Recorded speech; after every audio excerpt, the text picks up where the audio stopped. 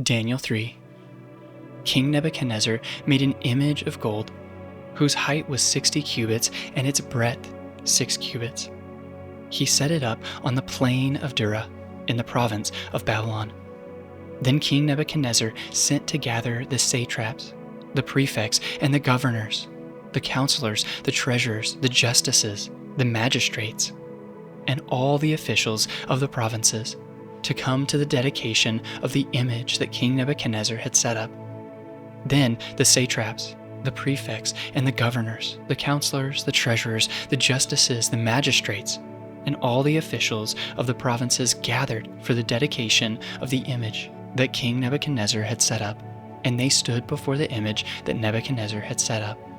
And the herald proclaimed aloud, "You are commanded, O peoples, nations, and languages, that when you hear the sound of the horn, pipe, lyre, trigon, harp, bagpipe, and every kind of music, you are to fall down and worship the golden image that King Nebuchadnezzar has set up. And whoever does not fall down and worship shall immediately be cast into a burning fiery furnace." Therefore, as soon as all the peoples heard the sound of the horn, pipe, lyre, trigon, harp, bagpipe, and every kind of music, all the peoples, nations, and languages fell down and worshipped the holy image that King Nebuchadnezzar had set up. Therefore, at that time, certain Chaldeans came forward and maliciously accused the Jews. They declared to King Nebuchadnezzar, "O king, live forever. You, O king, have made a decree that every man who hears the sound of the horn, pipe, lyre, trigon, harp, bagpipe, and every kind of music shall fall down and worship the golden image.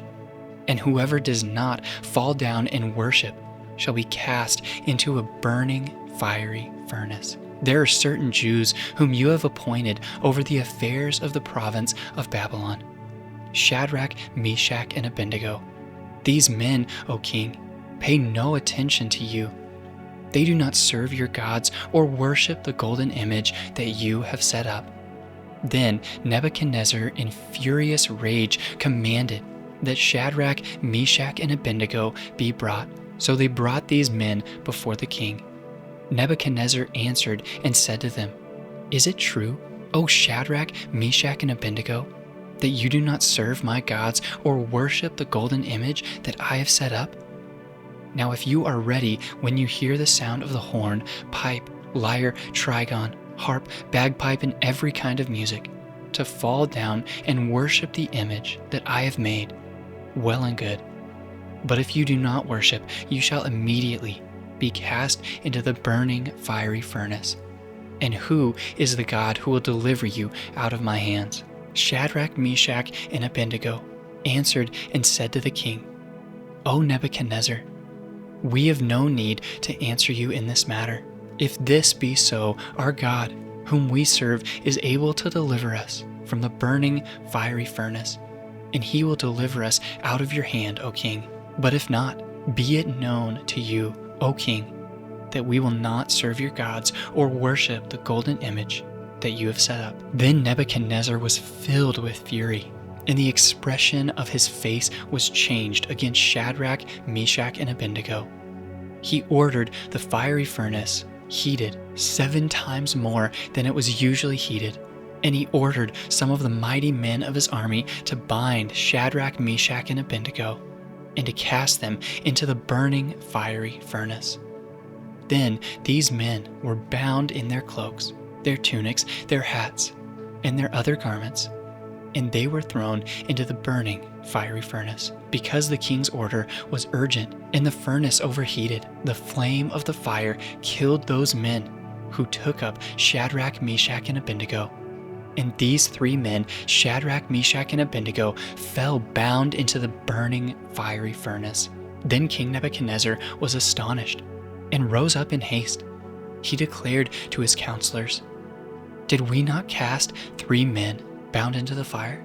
They answered and said to the king, "True, O king." He answered and said, "But I see 4 men, unbound, walking in the midst of the fire, and they are not hurt. And the appearance of the 4th is like a son of the gods. Then Nebuchadnezzar came near to the door of the burning fiery furnace. He declared, "Shadrach, Meshach, and Abednego, servants of the Most High God, come out and come here." Then Shadrach, Meshach, and Abednego came out from the fire. And the satraps and prefects, the governors and the king's counselors gathered together and saw that the fire had not had any power over the bodies of those men. The hair of their heads was not singed, their cloaks were not harmed, and no smell of fire had come upon them.